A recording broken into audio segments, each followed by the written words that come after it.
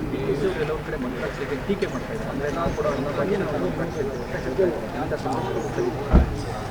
ನೋಡಿ, ಕಾಂಗ್ರೆಸ್ ಅಂದರೆ ಕೀಳ್ಮಟ್ಟದ ರಾಜಕಾರಣ.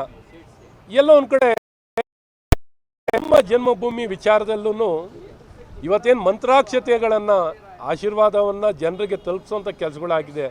ಅದನ್ನು ಅನ್ನಭಾಗ್ಯದ ಅಕ್ಕಿ ಅಂತ ಹೇಳೋವಂಥ ಕೀಳು ಮಟ್ಟದ ಯಾರು ಒಬ್ಬ ಮನುಷ್ಯನಾಗಿ, ಒಂದು ಹಿಂದೂ ಧರ್ಮದ ಒಬ್ಬ ವ್ಯಕ್ತಿಯಾಗಿ ಶ್ರೀರಾಮನಿಗೆ ಇಂಥ ಅಗೌರವ ಮಾಡೋವಂಥ ಹೇಳಿಕೆಗಳನ್ನು ಕೊಡಲಿಕ್ಕೆ ಇವರಿಗೆ ಮನಸ್ಸಾದರೂ ಹೇಗೆ ಬರುತ್ತೆ?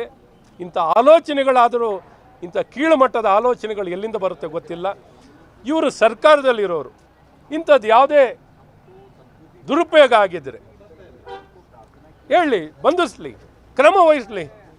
ಅದು ಬಿಟ್ಟು ಇಂಥ ಕೆಟ್ಟ ಹೇಳಿಕೆಯನ್ನು ಕೊಡ್ತೀರಲ್ಲ, ನಿಮಗೆಷ್ಟು ಇದು ಗೌರವ ತರುವಂಥ ಹೇಳಿಕೆಗಳು. ನೀವು ಧರ್ಮವನ್ನು ಇಷ್ಟು ಅಗೌರವಿಸುವಂಥದ್ದು, ರಾಜಕೀಯ ದ್ವೇಷದಲ್ಲಿ ಅಗೌರವ ತೋರಿಸ್ಬೇಡಿ. ಅಗೌರವ ತೋರಿಸುವಂಥದ್ದು ನಿಮಗೆಲ್ಲೋ ಒಂದು ಕಡೆ ಸೂಕ್ತ ಅಲ್ಲ. ಹಾಗಾಗಿ ಇವತ್ತು ನೀವು ಭಾಳಷ್ಟು ಭಗವಂತನ ನಂಬಿ ಪೂಜಿಸುವಂಥವ್ರು ಈ ರೀತಿ ಶ್ರೀರಾಮನಿಗೆ ಅಗೌರವ ತರುವಂಥದ್ದು. ರಾಮರಾಜ್ಯ ನಿರ್ಮಾಣ ಆಗಬೇಕು, ರಾಮರಾಜ್ಯವನ್ನು ಕಟ್ಟಬೇಕು ಅಂತ ಎಲ್ಲರ ಒಂದು ಇಚ್ಛೆ ಇದೆ. ಆ ಇಚ್ಛೆ ಪ್ರಕಾರವಾಗಿ ಇಂಥ ಹೇಳಿಕೆಗಳು ಸರಿಯಲ್ಲ.